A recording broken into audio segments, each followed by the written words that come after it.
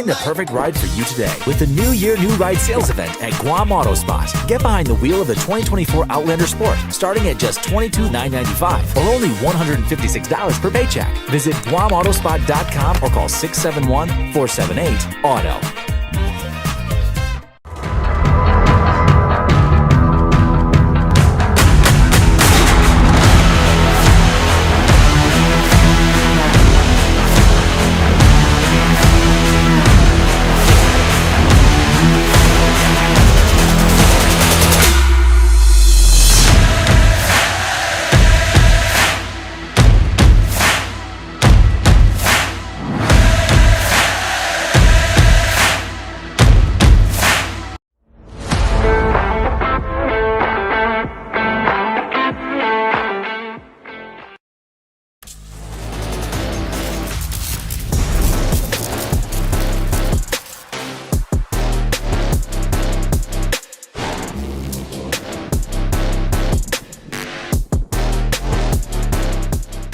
Buy fuel, get Wendy's. Drive to your nearest 76 Circle K and get free Wendy's. Yes, free. Fuel up with $30 and see Junior Cheeseburger Deluxe. Fresh, hot, and packed with flavor. But hurry, quantities are limited and this delicious deal won't last long. So hit the road to 76 Circle K, fuel up, and get Wendy's free before it's gone. You or someone you know looking for a job? Well, Sentinel Security is hiring and they're offering starting pay between $10 to $15 an hour. They'll train you too. Email them today that you're interested at sentinelsolutionsguam@gmail.com. Sentinel Security, Guam's most reliable security solution for your home and your business. Kickstart your day with one of Wendy's Guam's breakfast faves, the Morning Melt Panini, or the breakfast burrito, or the sausage, egg, and cheese English muffin. They've got so much more on that breakfast menu, too. Your mornings just got delicious. Head to Wendy's for breakfast from 6 to 10:30 in the morning on weekdays and from 6 to 11 a.m. on weekends.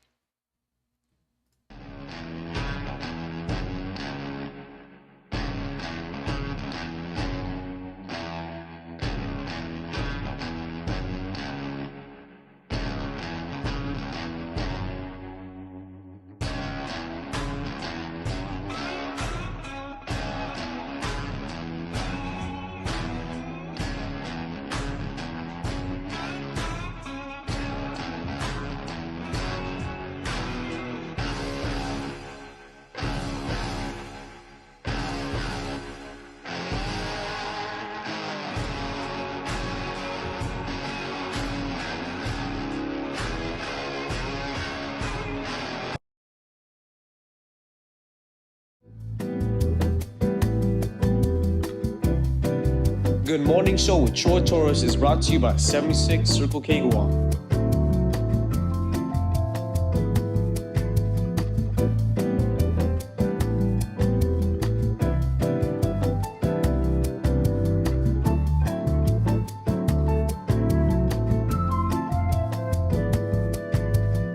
Good morning, my dear friends. It is 9:42 a.m. on Thursday, August 7, 2025. For those of you who are stay-at-home moms or dads, congratulations. You have the house to yourself, or maybe you're sharing it with your, I don't know, but you don't have kids this morning because they're supposed to be at school. Public school is open today, which means that there's going to be more traffic, and it means also because there are that many more kids on the road, please be much safer when you're driving. There was an accident this morning. Looked like a bad accident. Hi, John. Good morning. It looked like a bad accident from the video and the pictures that I saw, and it caused a whole lot of congestion in PD near Polaris Point. I hope everyone from that is okay. Good morning, my primo JD. Joe Beneventi from Saipan, from Maritzo. I love him so much. Chalu, thank you so much for always joining and for your friendship.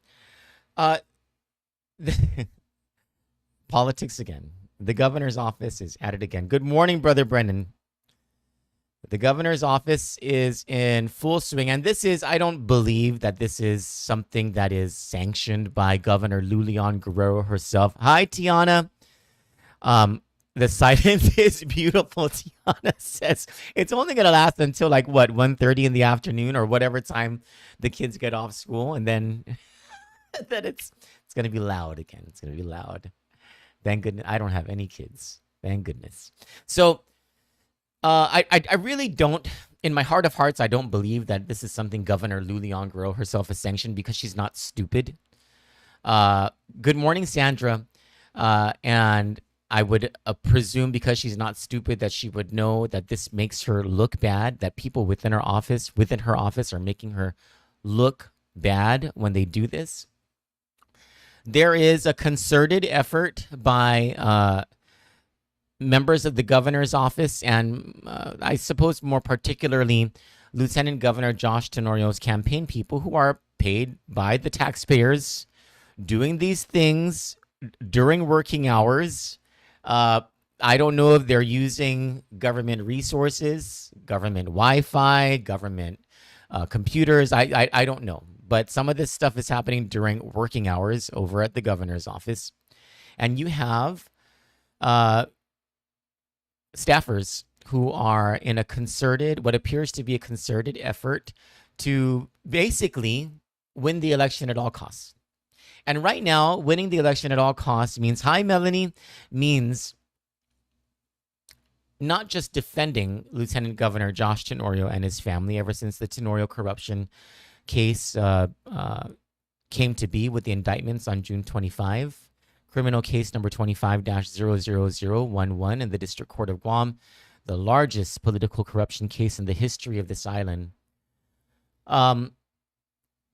Not just to defend Josh Tenorio and his family, but to go on the offensive and to attack anyone who speaks out against Josh Tenorio and his family. And while everyone is entitled to their opinion, and many of the supporters of Josh Tenorio, and I really don't see many of them these days. Really, everywhere I go, even in Saipan, everywhere I go, people are wondering, why is Josh Tenorio still running for governor? Like, doesn't he know that nobody can trust him anymore?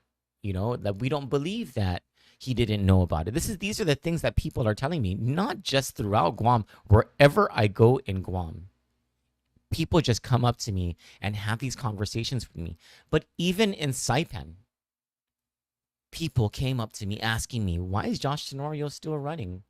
And so this is what the Adelup team has to contend with. These are the forces they're up against.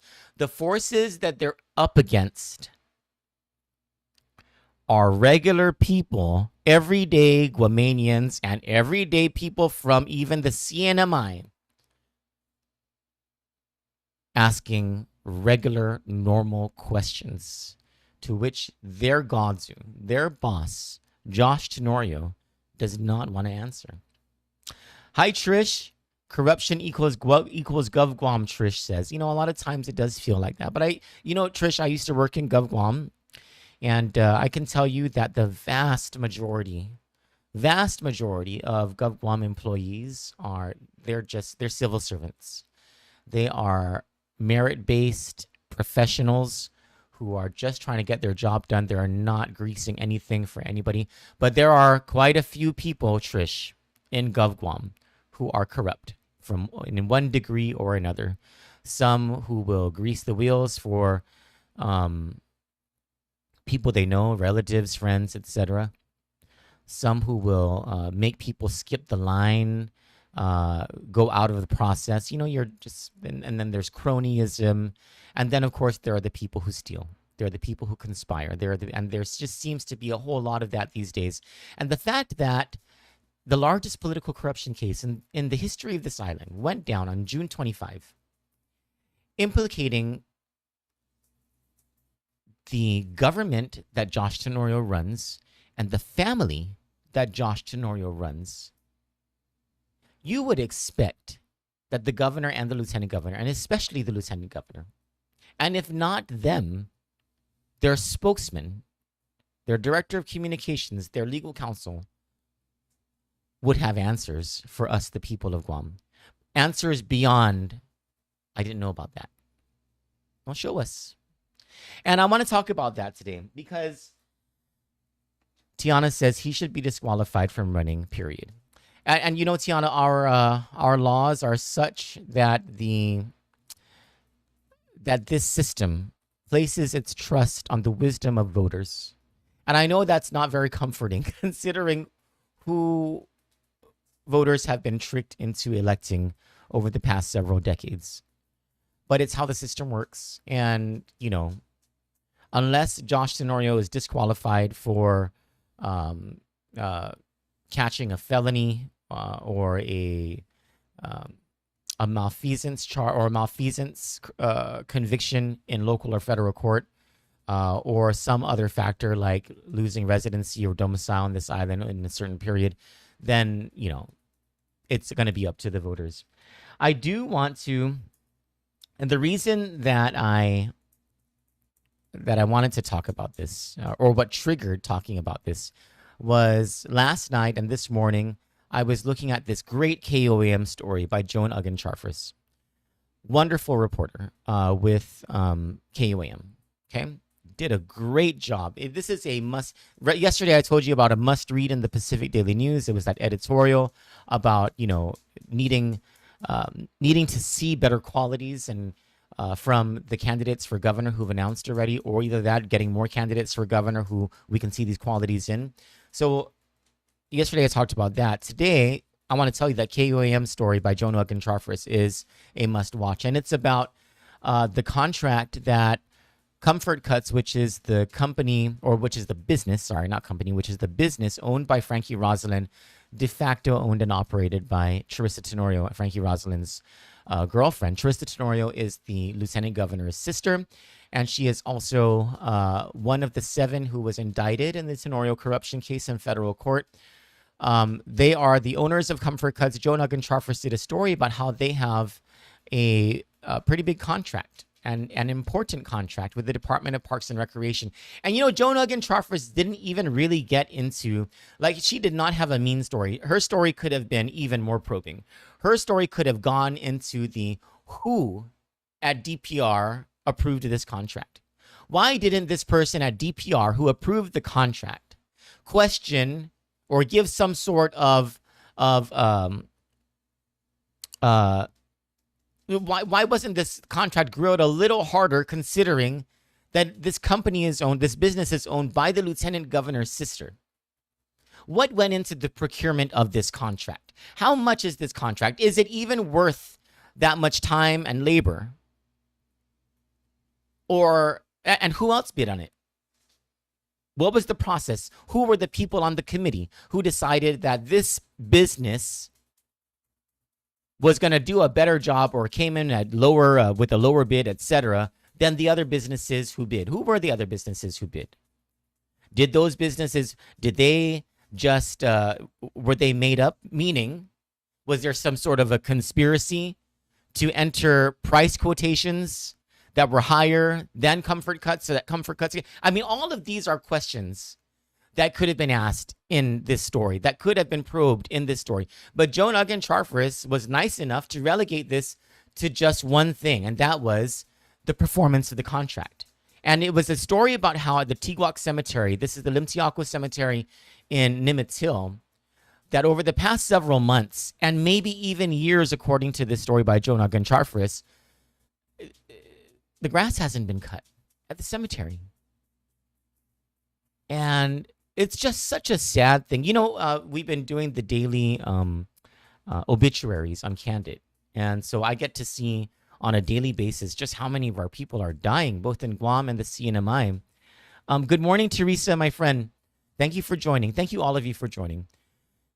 And it's just such a sad thing. And, you know, it's doing these obituaries have helped me to, in my journey to prayer and to try to be a better person, to basically to try to not be the evil person that's inside me and try to. Anyway, so when I saw that story, when I saw what was going on, thanks to Joan Uggan-Charfris's investigative reporting, I was not just, I don't think disgusted might be the wrong word, but I was dismayed. Is there a term that's stronger than dismayed? I was nearly depressed by what I saw, because these are our fellow Guamanians who have gone to their rest in places where their families can go to visit them, and their families do visit them, and many of whom haven't been visited in quite some time because they died a long time ago, and their families are not here, or they don't have any more families. And to see how the contract wasn't performed, allegedly, by this business, Comfort Cuts, and how that has devastated that area. And what has Department of Parks and Recreation done? You know, why haven't they pressed the contractor to do the work? And when they realized that the contractor wasn't doing the work, why didn't they institute measures to stop the does this business continue to be paid? Is the public continuing to pay this business? These are all normal questions that you and I would have. More probing questions, more investigative work. And I don't know, maybe Jonah Gonçalves is doing even more. Maybe she is probing these questions even more. Maybe this will be a series. I hope so. But she didn't even get into those things. And yet you have trolls from the governor's office. And it's not difficult to see who they are because they're the fake profiles who go on. They were on the KOAM Facebook making these comments.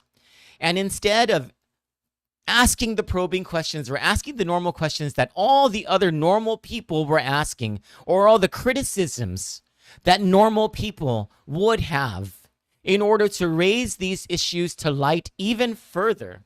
Hi, John. Hi, Patricia.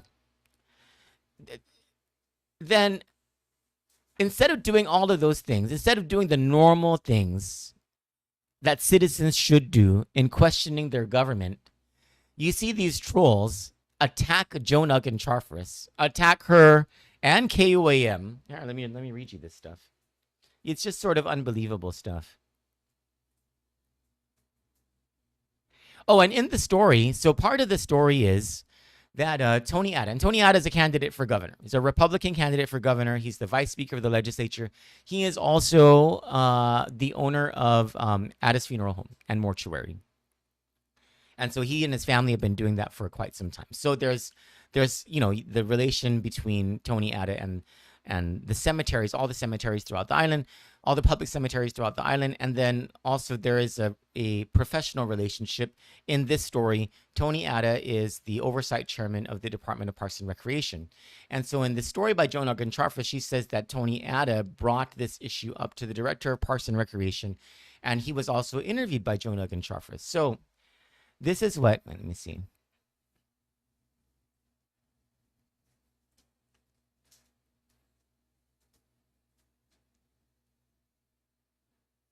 Good morning, Jocelyn. Good morning, Frank and Lucille.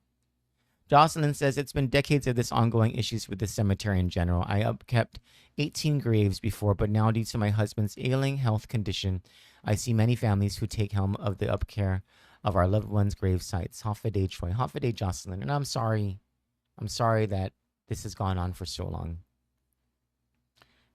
I don't understand. It just sort of boggles my mind how in a community like ours and in our culture, the grave sites are desecrated like this.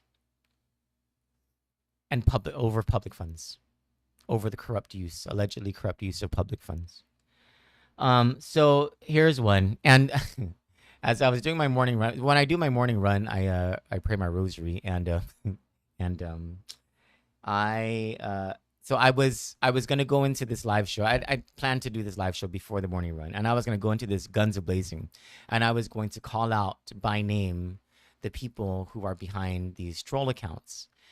I guess by the grace of God, revelation to me and to my soul, right, is don't make it personal like that. Don't call out their names. There's no need for that. Let's just say what they're saying. And hopefully these people realize that what they're doing is wrong and change their ways. So this is one of the troll accounts, and this is on the KOAM story.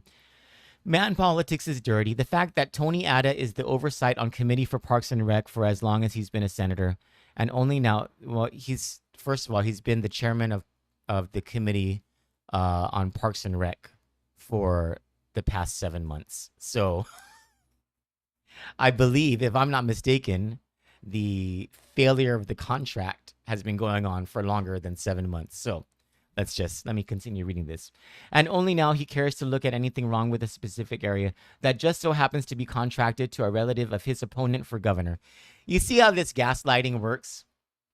Instead of Justin In, which is the troll account name, it's not the real name of the person, the troll account name. Instead of this troll account, basically this is an Adaloop person. Instead of Adaloop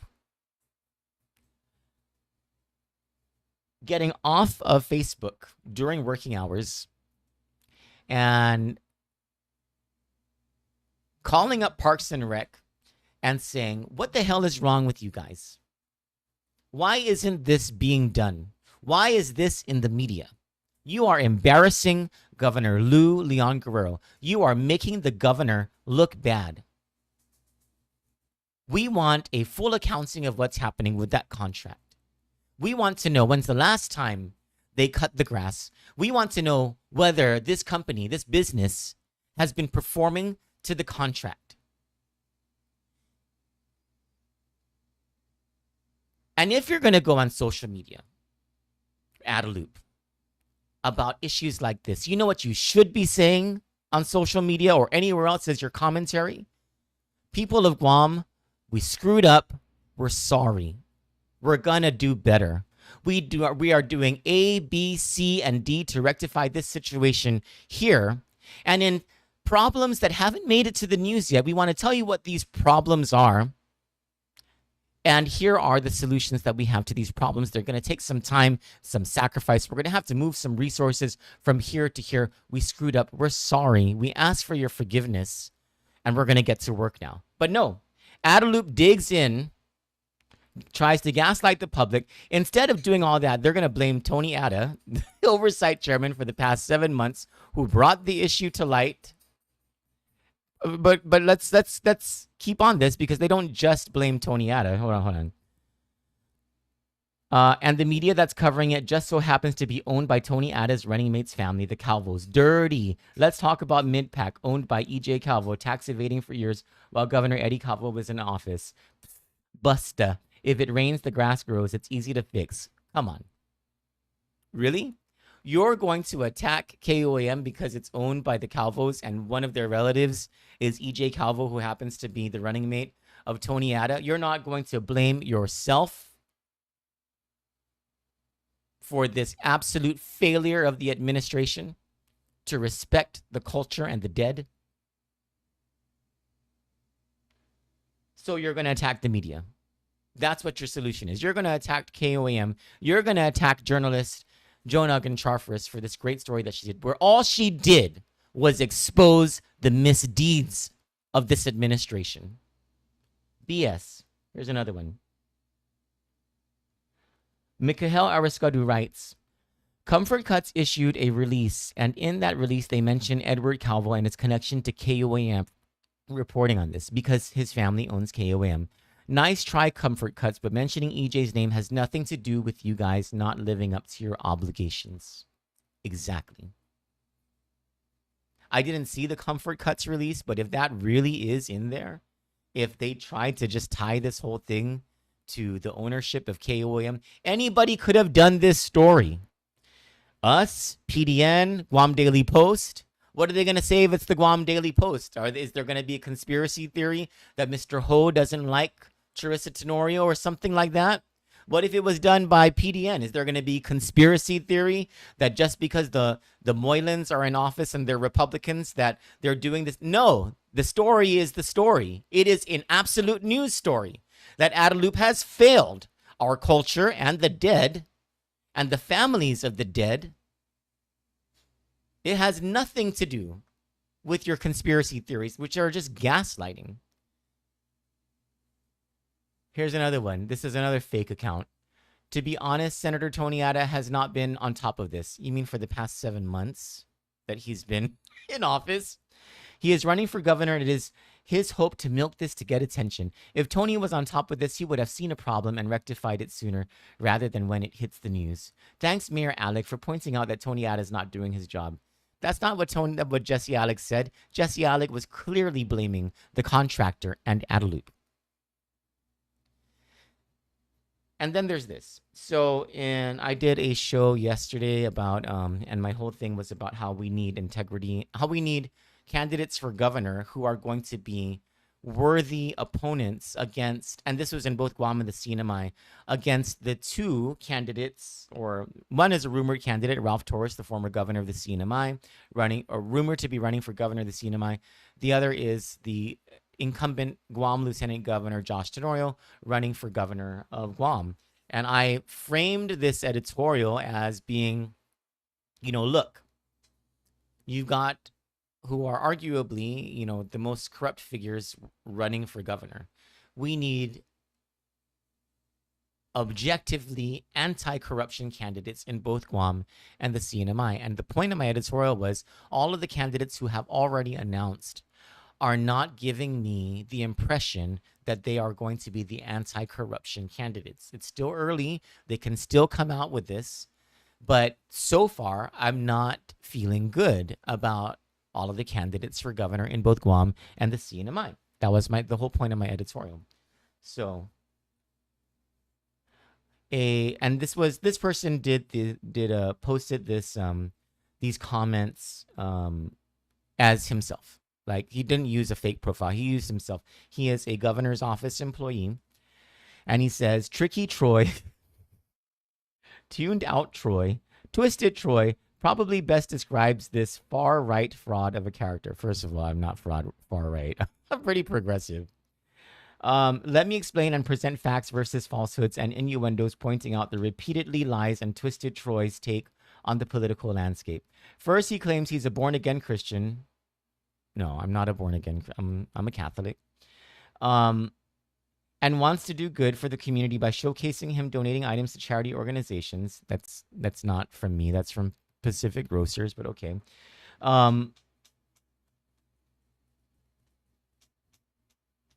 Charity organizations, something to eat and drink, or how he overcame his drug addiction and so on. You get the picture. He's the first to cast stones, yet fails to acknowledge his many demonic behavior and how he presents the news with all his bias and personal attacks against our Lieutenant Governor Josh Tenorio and his family. I don't have to come to the defense of the Lieutenant Governor, and then he goes on for like paragraphs and paragraphs in defense of the Lieutenant Governor. And then in another post, he says, Twisted Troy stated, is to figure out which one of them has balls of steel. Several years ago during the Calvo administration, Twisted Troy's home was raided and drugs and drug paraphernalia were found and confiscated. Untrue. Twisted Troy then made a claim he ran in the same circle with Lieutenant Governor and did drugs. Absolutely true. The Lieutenant Governor immediately came out and publicly denied Troy's lies. No, he didn't. And no, didn't immediately come out. And what did Troy do? He cut and ran with his tail behind his legs and his balls all swelled up like pumpkins during harvest. You get the point. So there's more. Wait, hold on. There's more. It gets kind of weird too. Twisted Troy then states we're all waiting for even what. There's a lot. There's a lot, and this is from a member of the governor's staff, of the lieutenant governor's staff, who is paid more than the average private sector manager. And then, of course, we remember the story that we did a few weeks ago where another member, a special assistant in the lieutenant governor's staff, we caught running a WhatsApp chat room with, I believe it was 30 other people, most of whom were governor's office employees, cabinet members, and other government of Guam employees who were, he had this WhatsApp chat for Josh Tenorio's campaign, and how in that chat, they were plotting all of these social media attacks that they were going to, that they were going to, in a very concerted and strategic way, go onto the PDN or to Kandit or to KOM or whatever and start attacking people, either to change the subject against that was happening against the lieutenant governor, or to defend the lieutenant governor, but at the same time to attack others. My dear friends, this is part of the big problem that we have in our island, is that these people have been allowed for so long to get away with these dirty politics where all that they do is tear other people down just because other people, whether they are journalists or members of the political opposition or bloggers or government employees who are classified or other candidates and their families, just because we in the public who speak up have the gall to speak up, speak truth to power, criticize so that things are brought to light and in the hope that bad things change, to ask questions, just asking questions that normal people should ask. And these people at Adelup go berserk. They are the ones in power. They cannot stand when their power is questioned and when it's threatened by democracy and by the will of voters and by the public, who begins to ask, what the hell are you doing, Josh Tenorio? What do you mean you did not know about these things happening that half of your family and others are accused of having done to the tune of $1.9 million and possibly more? How do you not know? Which is the main question that people throughout this land and even up in Saipan are asking. How did you not know? Because people don't believe you. And one of the reasons people don't believe you, Josh Tenorio, and all of your staff who are attacking all of us who are asking questions, is because you're not answering those questions. And these people who are members of the governor's staff, the cabinet, the ones who are engaging in this conduct, they're the first to triumph just how committed they are to justice and the truth and doing the right thing and all of that stuff, right? I'll tell you this. If they were so concerned, if they were so committed to doing what is right, what is just, what is good for the people of Guam, if you're all for justice and for integrity, your boss is accused of corruption. Okay? Maybe not in the federal court right now, but in the court of public opinion, which matters quite a bit, especially if you're running for governor, your boss is accused of corruption. And there are lingering questions. Not just lingering, there are great questions. And then there are lingering questions. Don't you want to probe for answers? If you're so committed, staff of the lieutenant governor and the governor, if you are so very committed, as you always tell the rest of us in your defenses of the administration, to truth, to honesty, to doing a good job, to serving the people of Guam, because you're getting paid to do just that with our money, don't you want the answers to these questions as well? The same questions that we have? And because you are so much closer to Josh Tenorio, you have access to him every single day. Why don't you ask him? Why are you on social media or any media whatsoever attacking people who are asking questions? Why are you... Sorry, my camera just went out for a second. It'll boot back up. There we go. Why are you spending all this time gaslighting the public if your true intention is to serve the public?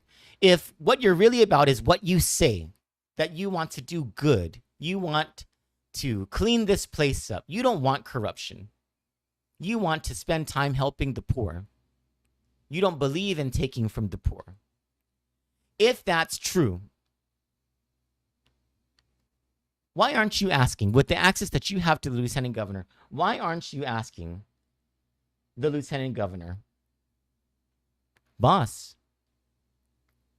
why don't you just show the people that your bank account has never been associated with your sister? Because I'll tell you this, on page 13 of the indictment, in criminal case 25-00011, the feds allege that the money laundering occurred from a bank account called Tenorio et al. E-T-A-L. That's a very specific thing in the legal field.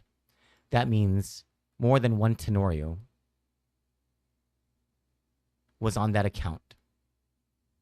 And so if you have access, if you're so committed to truth and to justice and the anti-corruption movement, why don't you ask the lieutenant governor, your boss, rather than attacking the rest of us or gaslighting us and wasting your time with that, why don't you ask your boss,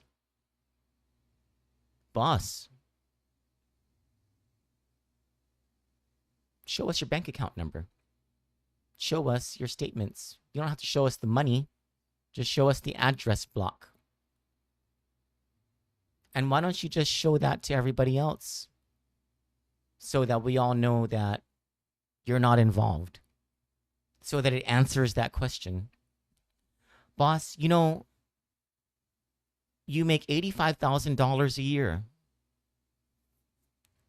but you have a $600,000 mortgage.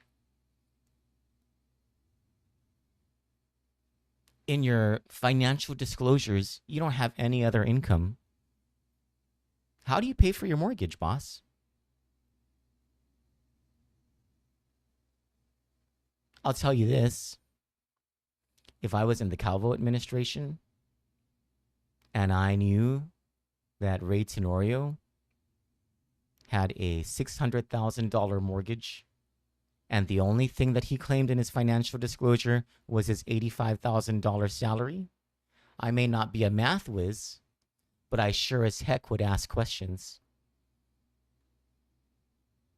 But instead of asking these questions of their boss, they're just blindly defending him to the point of attacking other people, including KUAM, Joan Uggen-Charfers, who, by the way, is a sweetheart, very good journalist, attacking us. But, you know, that's par for the course for them. That's fine. I don't care. They say kind of funny things. How do you pay your mortgage, boss? How do you sustain your lifestyle? Or is someone else paying your bills? Is your sister paying your bills? Has your sister, between 2020 and 2022, paid any of your bills? Did you ever think to ask where your sister was getting that money?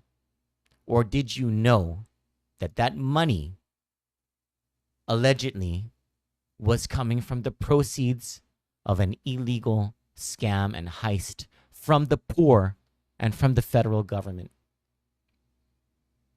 But see, they're not asking those questions. And because if they aren't interested in finding these answers, then they should stop telling us that they're interested in justice, in truth, in integrity, in public service, in public accountability.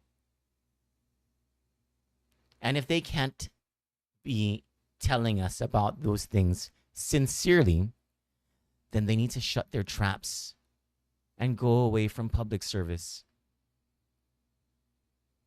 They really do, because they're part of the problem. They've been part of the problem for so long. And you ask Adelup, you know, I'm not letting Governor Lulianguro off the hook on this one just because she might not know about this. Because her this is coming from her, this is in her own office. And she has to know about it now because the media has asked questions and because her spokeswoman, every time we ask about the work of governor's office employees on social media, these things that they're doing during working hours, and we ask, you know, you guys Crystal, You guys said, this and this, that you're not going to be responding to questions, yet you have members of your office who are responding online. Are these the comments from the governor's office? Is this the position of the governor's office? And the line back from the governor's office all the time from Crystal Palquis and Augustine is,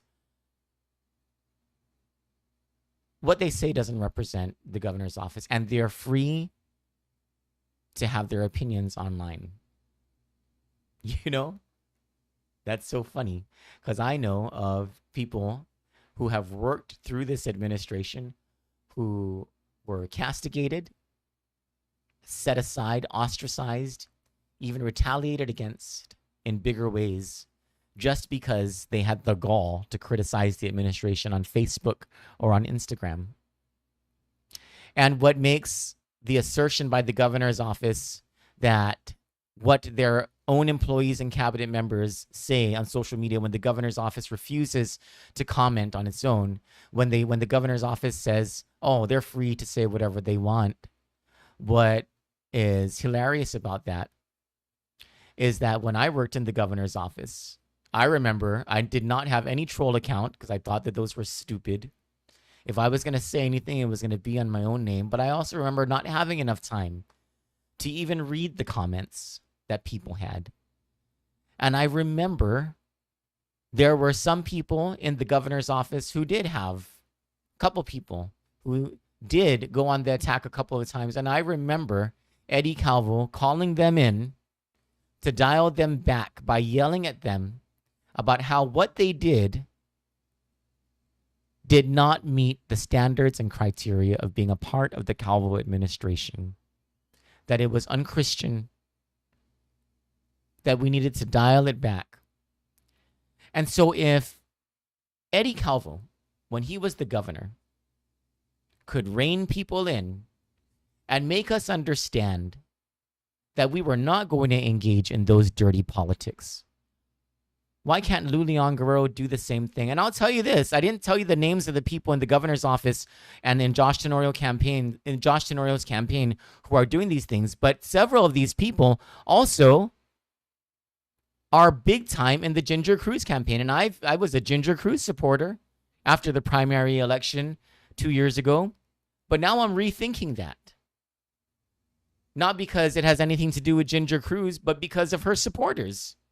Like, really? Is this what your support base is about? Because it says something about you as a candidate. It says something about you as a leader. That these things continue to happen. That this type of destructive campaigning, this destruction in our community goes without consequence.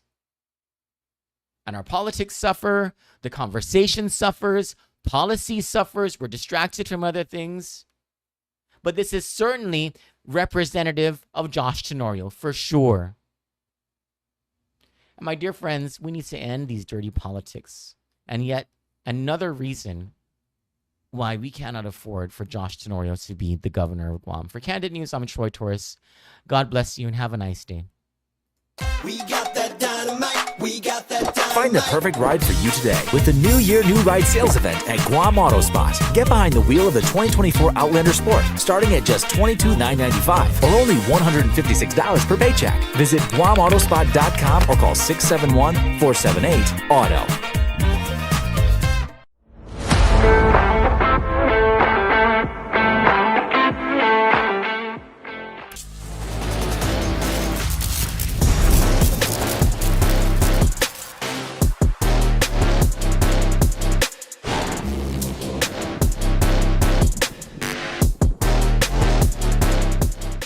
Buy fuel, get Wendy's. Drive to your nearest 76 Circle K and get free Wendy's. Yes, free. Fuel up with $30 and score your choice of a 6-piece crispy chicken nuggets or a juicy junior cheeseburger deluxe. Fresh, hot, and packed with flavor. But hurry, quantities are limited and this delicious deal won't last long. So hit the road to 76 Circle K, fuel up, and get Wendy's free before it's gone.